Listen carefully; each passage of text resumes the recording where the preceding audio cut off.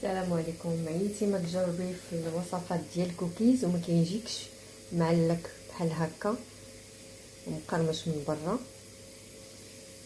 وما شاء الله كيفاش كيجي. الا بغيتي الطريقه والمقادير بالتفصيل مع نصائح باش يخرج لك الكوكيز بحال هكا بحال اللي كنشوفو من الزنقه واحسن، ومقادير بسيطه، تابعي الفيديو للاخير. نبداو على بركه الله. بسم الله.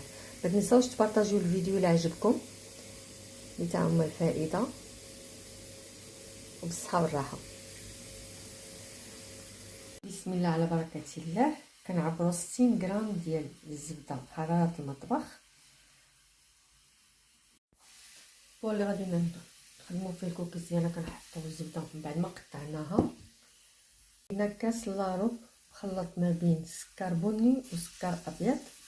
هنا تقريبا 3 المعالق كبار عامرين سكر بني وجوج سنيده.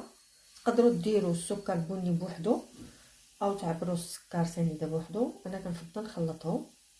خدام السكر والزبده حتى كتولي لينا كريمه.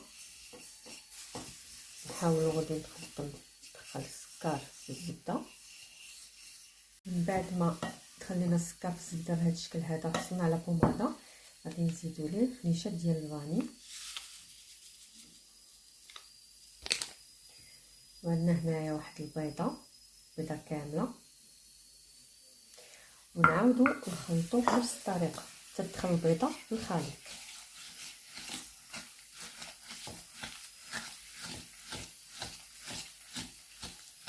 من بعد ما تخلط البيض والزبده والسكر بهذا الشكل هذا كنزيدوا معلقه كبيره ديال الكاكاو،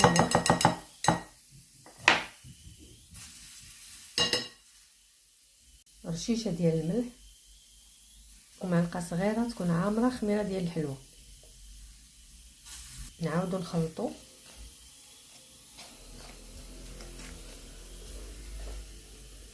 كنعاودوا نعبروا هنايا 100 غرام ديال الطحين فرص اللي كنكونوا مغربلينو بطبيعه الحال.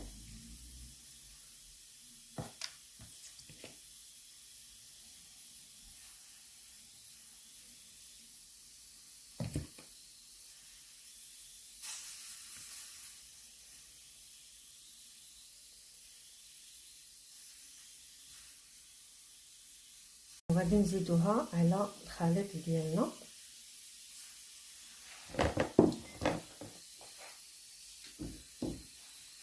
نجمعوا الخليط ديالنا.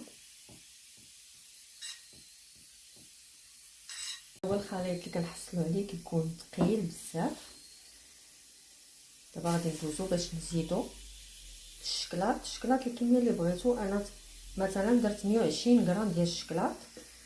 كندير انا غير الشكلاط العادي، كندير حبيبه ديال الشكلاط باش ملي كيطيب في الفران كيتعلق الكوكيز. من الاحسن ديروا هذا العادي.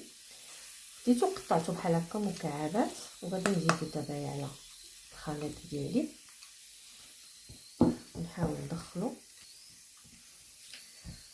صافي. دابا غادي ندخلو الثلاجه يبردوا على الاقل واحد الساعه الماء. يعني الا كنتو مزروبين ديروه في الفريزر مده نص ساعه. الا كان عندكم الوقت كديروه في الثلاجه مغطي بطبيعه الحال. انا غادي نغطيه دابا وغادي ندخلو الثلاجه يرتاح مزيان.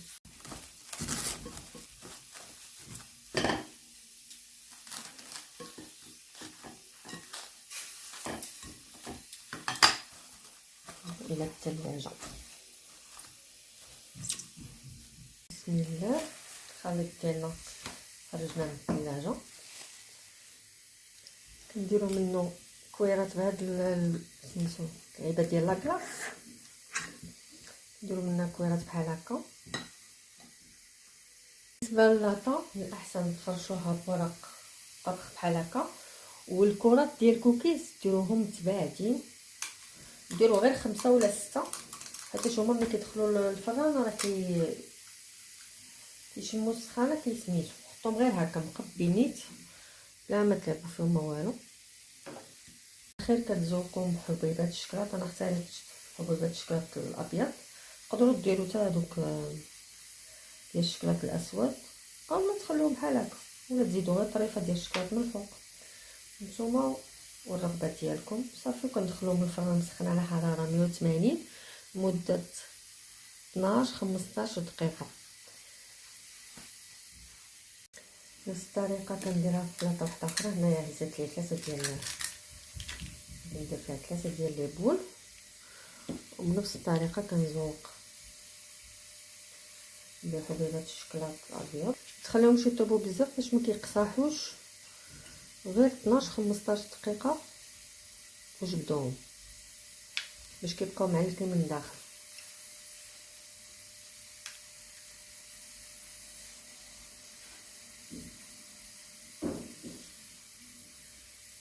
الشكل ديالهم كناخذوا، انا عندي زلافه، المهم نتوما الا عندكم هذاك الطابع الكبير الدائري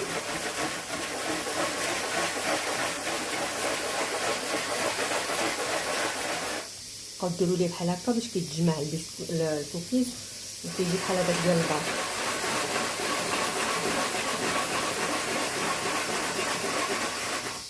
بهذا الشكل هذا.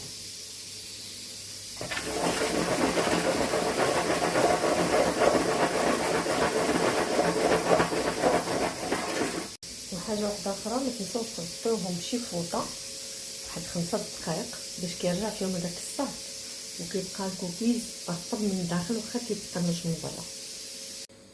من بعد مرور 5 ديال الدقائق غنحل معكم الهين حتى وجات ليا الطياب. شوفوا ان شاء الله كيفاش كيجي.